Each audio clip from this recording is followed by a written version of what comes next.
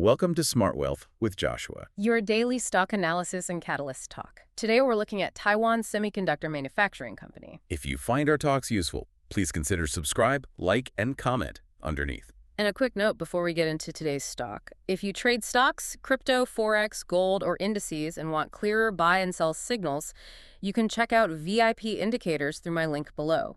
Grow $100 to $10K with VIP Indicators. VIP Indicators offers TradingView indicators, market alerts, trading education, and chart reading support with up to a 93% win rate. The tools are designed to help traders spot possible setups faster and trade with more confidence. But please remember, trading is risky. No indicator can guarantee profits, and growing $100 into $10 is not guaranteed. Use these tools for education and analysis only, manage your risk carefully, do your own research, and never trade money you cannot afford to lose. This is an affiliate link, so I may earn a commission if you use it at no extra cost to you. So, to really grasp why this company is the absolute focal point of the global economy right now, I mean, you kind of have to think about the whole AI boom as a gold rush. Right, the classic gold rush analogy. I love that one. Yeah, exactly. But, they aren't out there trying to mine the gold themselves. They are literally the sole provider of the pickaxes. Yeah, they're the only ones who can manufacture the tools everyone else needs. Right. So whether it's NVIDIA or Google or, Amazon winning the AI race, it honestly doesn't matter because they all have to use Taiwan Semiconductor's manufacturing node. Which is, it's the most complex manufacturing process human beings have ever achieved. Without question. It's insane. It really is. And because of that complexity, they don't just have a slight edge. They possess over 90% of the sub-7 nanometer foundry market. Over 90%. That's basically a total monopoly on manufacturing scale. Exactly. So regardless of who wins the software war, they all rely on this single manufacturer to physically print their designs onto silicon. Which fundamentally flips how you think about investing in AI. Right. You don't have to bet on which specific software company designs the smartest language model. Right, or which hardware architect designs the fastest GPU. Every single one of them has to walk through the exact same door. All right, let's move into the wealth building context because, understanding the tech is cool, but you need to know how this actually fits into a long-term portfolio growth strategy. Exactly. And when you look at it, despite their massive, explosive growth, it's trading at a reasonable 23 times forward PE ratio. Which, honestly, is kind of surprising, like for a dominant tech monopoly. It really is, especially compared to the sky-high multiples we're seeing in the software sector right now.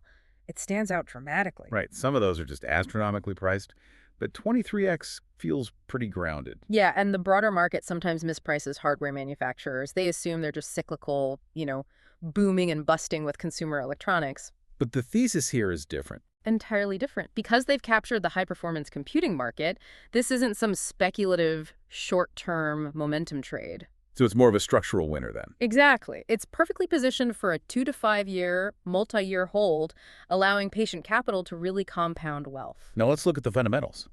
Because if you're holding for up to 5 years, you need an indestructible balance sheet. And they absolutely have one. The Q1 2026 revenue just hit approximately $35.9 billion. Wait, $35.9 billion in a single quarter? Yeah, which is a 40.6% year-over-year increase. Wow. And where's all that growth coming from? Is it mostly the AI accelerators? Exactly. High-performance computing now makes up 61% of their total revenue. And their profitability is scaling right alongside it. Their margins are just staggering. Right. They exited Q1 with a 50.5% net profit margin, plus total debt to equity is practically non-existent at 0.2. I have to pause on that 50.5% net margin. For a physical hardware manufacturer, that's almost unheard of. That's a software-level margin. It really is incredible. But I got to play devil's advocate here because my cautious side is flaring up a bit. Let's talk about the spending required to keep that monopoly alive. Sure. What's your concern there? Well, they're guiding for 2026 CapEx to be between $52 billion and $56 billion. Yep. It's a massive amount of cash. In a single year. Isn't there a severe risk that this is a reckless deployment of capital? It sounds like it, I agree. But you have to view this through the lens of how a monopoly sustains itself. That massive reinvestment is exactly what builds their moat. Ah, So it funds the research and development that keeps rivals like Intel and Samsung behind. Precisely. They literally outstun the competition. And a huge portion of that is going into their 2-nanometer node and Kawa's advanced packaging. Right, Kawa's chip-on-wafer-on-substrate. Right. Help us understand the physical mechanics of that. Why are they pouring billions into it? Well, in traditional computing, you'd place chips flat on a circuit board, sort of like houses in a sprawling suburb. Okay, makes sense. But in AI, data has to travel instantly. If it travels across the suburb, it takes too long and uses too much power. Kawa's packaging lets them stack components incredibly close together. Oh, like building a 3D high-rise apartment for processing power. Well, exactly. It drastically cuts down travel distance, speeds up processing, and saves energy, which is crucial for AI data centers. So they're essentially solving the physical traffic jams of AI. Basically, yeah. And the crazy part, that 2-nanometer node capacity is entirely sold out for 2026. Sold out before they even produce them. Entirely sold out. And despite funding over $50 billion in growth, Yep. they still managed to return capital. They just raised their quarterly dividend to 7 new Taiwan dollars. That brings us to the catalyst timeline. If capacity is sold out, what upcoming events will actually drive the stock price? Well, the big one in the near term is Q2 2026 earnings, expected in mid-July. And what's the consensus looking for there? The market is looking for around $39 billion to $40.2 billion in revenue, but operationally, the real tectonic shift happens in the second half of 2026. With the commencement of the 2-nanometer volume production, Exactly, getting down to the 2-nanometer level. which is insanely small. I mean, we're talking about printing billions of transistors at a scale smaller than human DNA. It's mind-blowing engineering, and when you're working at an atomic scale like that, updates on yield rates become the most critical operational catalyst. Yield rates meaning how many of the chips actually work when they come off the line. Correct. Getting a high yield at 2 nanometers is arguably the hardest challenge in manufacturing today. If they hit high yields efficiently in late 2026, it cements their dominance. We also have to keep an eye on macro developments, though, specifically geopolitical tensions. Definitely. The market always applies a geopolitical risk premium here. Right, so any structural de-escalation in U.S.-China tech tensions or new Taiwan trade agreements could really compress that premium. Exactly. And just looking at it impartially as market context, the recent Trump e-summit lacked a definitive chip trade breakthrough. Right, which actually tanked sentiment for design peers like NVIDIA and Intel in the short term. Yeah, the ongoing flux in semiconductor policy keeps everyone on edge. Now let's pivot to the chart. What's the price action telling us structurally? Well, the stock recently closed near $397.28. So that's up 31% year-to-date, right? And 104% over the last 52 weeks. Yep, and it's trading confidently above its 20-day, 50-day, and 200-day moving averages. Plus, it's still riding that golden cross from June 2025. But I am looking at the momentum indicators, and I need you to help me understand a discrepancy here. Sure, what are you seeing? The RSI, the Relative Strength Index, is currently sitting at a neutral 54.83. The stock has doubled, yet the RSI isn't flashing an overbought warning. How is that possible? Well, it tells us a lot about the health of the run-up. The stock rallied, and then it paused and traded sideways. So it caught its breath. Exactly. It consolidated nicely, allowing the RSI to cool down without the price crashing, so it has room to run. But the MACD is below its signal line. So even though it caught its breath, the immediate upside pressure is cooling off. Yeah, the momentum is taking a breather, which is why identifying key levels is crucial if you're looking to allocate capital. So what are those levels? Resistance is sitting at $414.50, right? Yes. And for dip buyers, critical support is firmly established at $360.50. So what does market sentiment look like? If momentum is taking a breather on the charts, what are the institutional heavyweights doing? But broadly speaking, it's incredibly bullish. At the end of Q4 2025, 224 hedge funds held the stock. Wow, that's deep institutional accumulation. It is. And Appaloosa Management just initiated a massive new stake of 1,327,500 shares. That is a serious statement of conviction from smart money.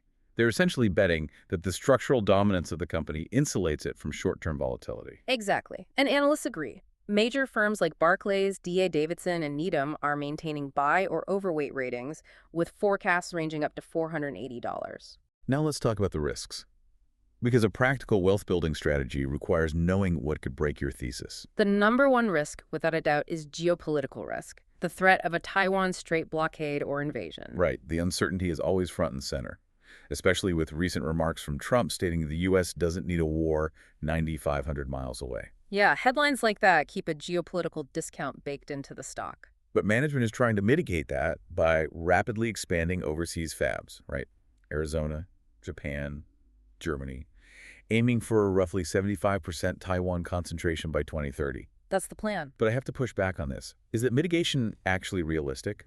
Moving 25% of the most complex manufacturing process on Earth to the middle of the Arizona desert. That's a huge challenge, I agree. I mean, you need an entire ecosystem, specialized chemicals, hyper-clean rooms, ultra-pure water. Can an Arizona fab realistically spin up fast enough to offset a disruption in Taiwan? The short answer is no, not immediately. It's a long-term mitigation, not an instant fix. The physical factory is the easy part. Tuning the equipment takes years. So that geopolitical risk premium is entirely justified. Absolutely. That brings us to the second major risk, the AI CapEx air pocket. Hyperscalers are guiding $640 billion in CapEx for 2026. Which is an astronomical number. Right. But if that decelerates sharply before 2029, growth will undoubtedly disappoint. It could, but the mitigation there brings us right back to their monopoly position. The 2-nanometer node is completely sold out for 2026. Oh, providing near-term revenue safety regardless of broader CapEx cyclicality. Exactly. The demand vastly outstrips supply. Hyperscalers cannot afford to cancel their orders, or they risk losing the AI race entirely. So with everything on the table, what's the final verdict? The research gives this a bullish score of 9 out of 10. Despite the geopolitical overhang, this stock remains the undisputed monopolist of the AI infrastructure build-out. And the target horizon here is a multi-year hold, specifically a 2 to 5 year time frame. Yes.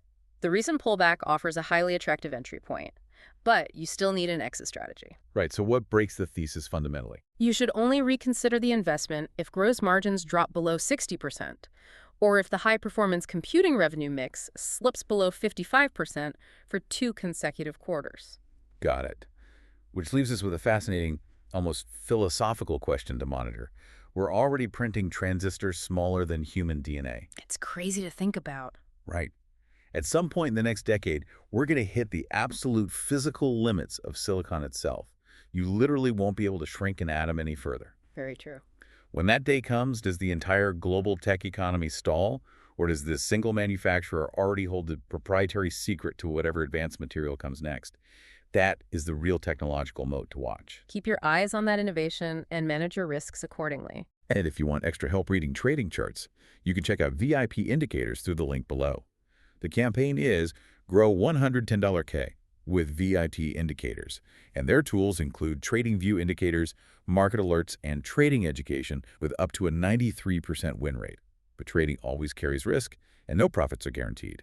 Use the tools for education and analysis, manage your risk carefully, and always do your own research before making any trade. This is an affiliate link, and I may earn a commission at no extra cost to you. And if this episode helped you, please subscribe, like, and comment underneath. We'll see you in the next Smart Wealth with Joshua episode.